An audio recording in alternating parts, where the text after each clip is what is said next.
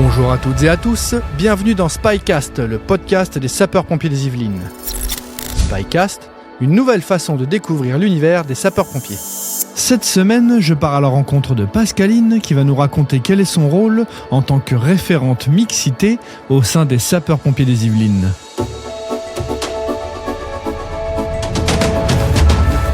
Bonjour Pascaline. Bonjour.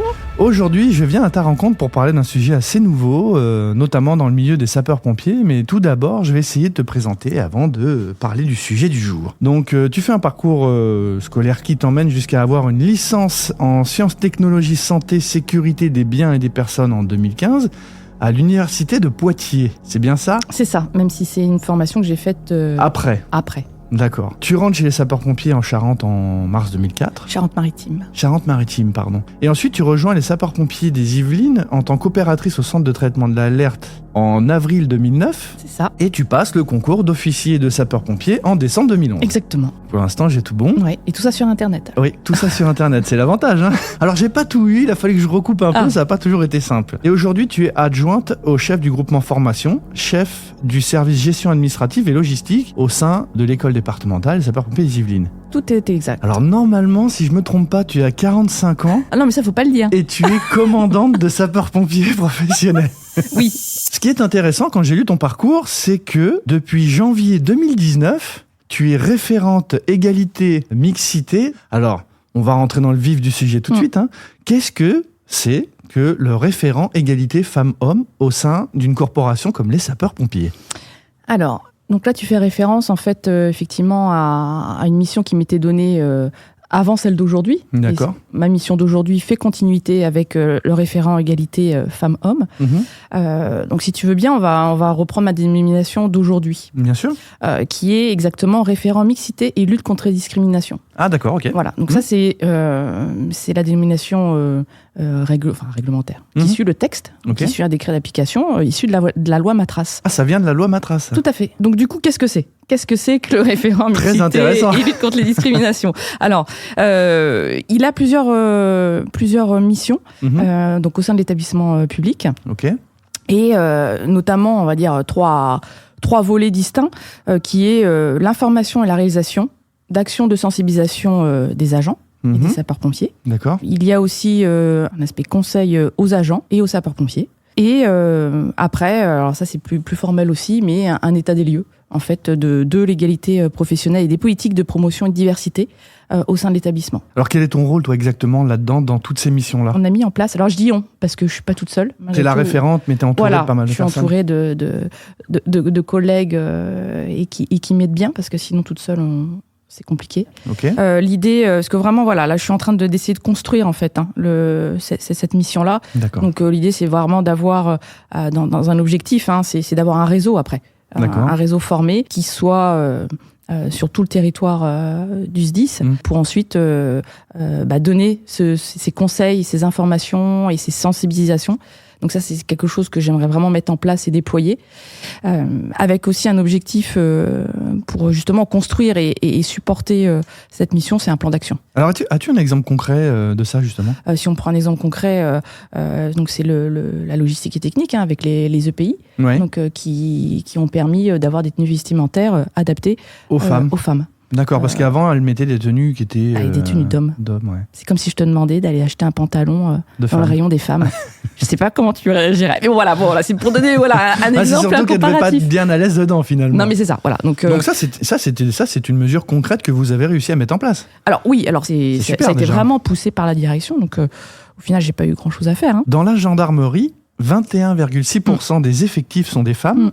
Elles sont 29% dans la police et seulement 20% chez les sapeurs-pompiers. C'est ça. Et chez les sapeurs-pompiers des Yvelines, ce chiffre est d'à peine 10%. C'est ça. Est-ce que votre rôle n'est pas aussi de féminiser un petit peu les effectifs des pompiers ? Oui, ça a été d'ailleurs une des premières missions là, quand on revient sur les années 2018-2019, parce que c'était même le premier nom que j'ai porté, c'était référente féminisation. Bon, d'accord. C'est un mot que j'aime pas forcément parce que l'égalité et la diversité du coup rassemblent beaucoup plus de choses que de féminiser les effectifs, mais ça fait partie de la mission.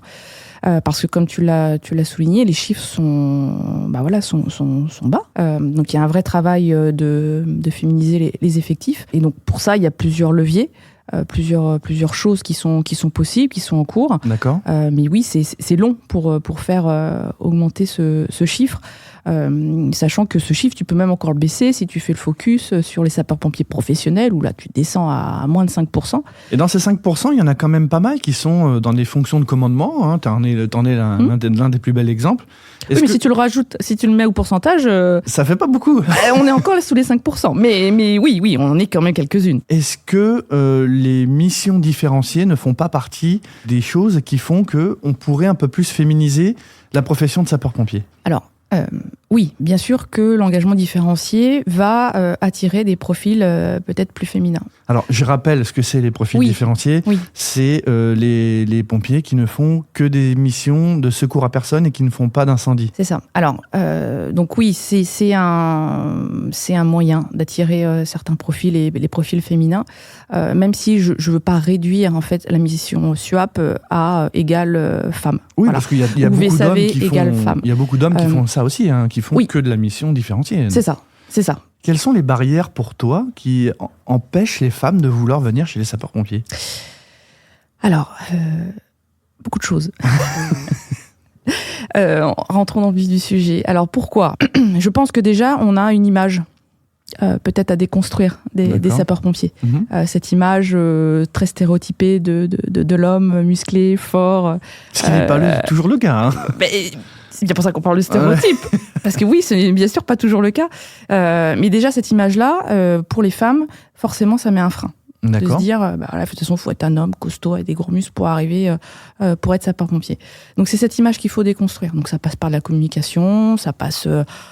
et ça, la communication, elle a un rôle énorme à jouer. Hein. Il le fait très bien. Hein. C'est de mettre des images de femmes, pas que du coup dans une ambulance, hein, oui. Mais dans toutes les missions que puissent faire les sapeurs-pompiers. Après, toujours dans cette déconstruction, hein, mais de faire connaître en fait le métier de sapeur-pompier. Qu'est-ce que c'est exactement ? Et c'est pas que d'éteindre les feux. Bien sûr que c'est notre mission, mais il n'y a pas que ça. Donc c'est de se faire connaître au plus près de ce qu'on fait. C'est toujours avec cette image de force physique. C'est ça aussi qui peut faire peur, c'est de se dire je vais pas y arriver parce que je suis pas sportive ou va falloir que je cours longtemps ou soulever des poids.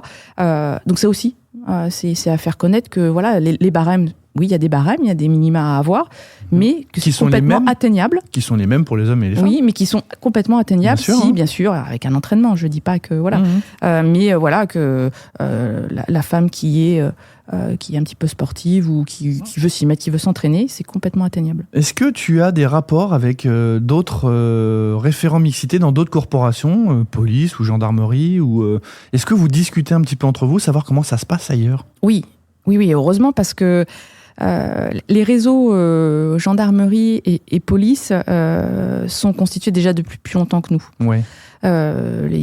Eux, ils s'appellent les référents diversité. Donc, ils ont déjà des séminaires qui se passent depuis plusieurs années. Ils ont un réseau complètement constitué avec une plateforme. Donc oui, bien sûr qu'on se rapproche d'eux. Toi qui baignes régulièrement, du coup, dans un milieu masculin, parce que finalement, les sapeurs-pompiers, c'est un milieu masculin, on en est encore à beaucoup de machisme chez les pompiers ? Alors, j'ai envie de dire que ça s'améliore, bien sûr. Beaucoup. Qu'est-ce qu'on met derrière beaucoup ? Maintenant, voilà, pour discuter malgré tout avec encore...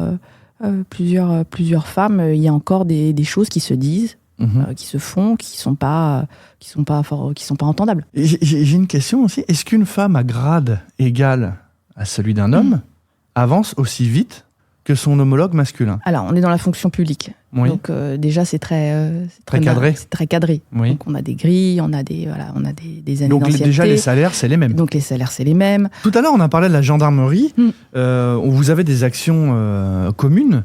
Alors, tu m'as parlé de référents diversité au niveau de la gendarmerie. Et chez les pompiers, nous, c'est référents mixité. Alors, est-ce que tu peux m'expliquer la différence qu'il y a entre les deux ? Alors, la différence, moi, j'aurais bien aimé qu'on s'appelle aussi référent diversité, en fait, pour tout te dire. Pourquoi ? Parce que mixité, pour moi, c'est assez restrictif. Du coup, mixité, c'est femmes, hommes. Ouais. Alors que d'agir sur la diversité, c'est beaucoup plus large. Et quand tu parles de diversité, tu parles de tout ce qui est, de toutes les différences qu'il peut y avoir entre deux personnes. Et d'aller chercher des compétences de chacun, peu importe qui il soit. Exactement, et depuis parler forcément du coup de femmes-hommes, mais de tout ce qui n'est pas toi. Donc voilà, et de taper sur toutes les différences qu'il peut y avoir. Et quand tu amènes de la diversité, donc ça c'est ce que je prône aussi, mais plus tu as de diversité dans une organisation, et plus tu vas être performant. Sur la discrimination, est-ce que vous avez des actions en cours ou à venir ? Ou déjà, vous avez déjà fait des choses sur la discrimination? Alors oui, parce que c'est vraiment le deuxième volet. Pour rappeler, il y a 25 critères de discrimination. 25 critères. 25 critères. Donc, tu vois, il y a beaucoup de choses à dire et beaucoup de choses à faire. D'accord. Donc, des actions, ça reprend un peu ce que je disais tout à l'heure, mais beaucoup de sensibilisation sur déjà qu'est-ce qu'une discrimination, comment on en vient à discriminer. Et puis que dit la loi par rapport à ça. Donc voilà, il y a un gros volet aussi. Alors les actions concrètes ont été aussi mises en place. Est-ce que tu peux m'expliquer ce que c'est le signalement? Alors c'est une procédure de signalement qui a été mise en place au sein. Alors explique-moi tout ça. Qu'est-ce que c'est? À quoi ça sert? Si un agent subit de la discrimination. Homme ou femme, peu importe. Ah oui, homme bien sûr. Ouais. D'accord. Homme ou femme. Donc c'est une plateforme qu'on peut retrouver sur le site intranet, notre site intranet.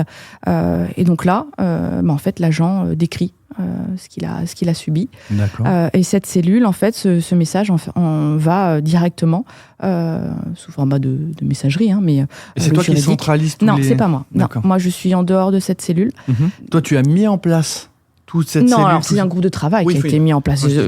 Moi, non. Oui, mais c'est votre groupe de travail. Mais en fait, mis en place c'est un groupe de travail, groupe de travail qui a été mis en place au sein du SDIS, dont j'ai fait partie, bien sûr. Mais là, il y avait beaucoup de services et de groupements représentés. D'accord. Parce qu'effectivement, là, comme je disais, tu touches de la ressources humaines, du juridique, du 3SM. Ouais. Donc cette cellule est constituée de ces entités-là.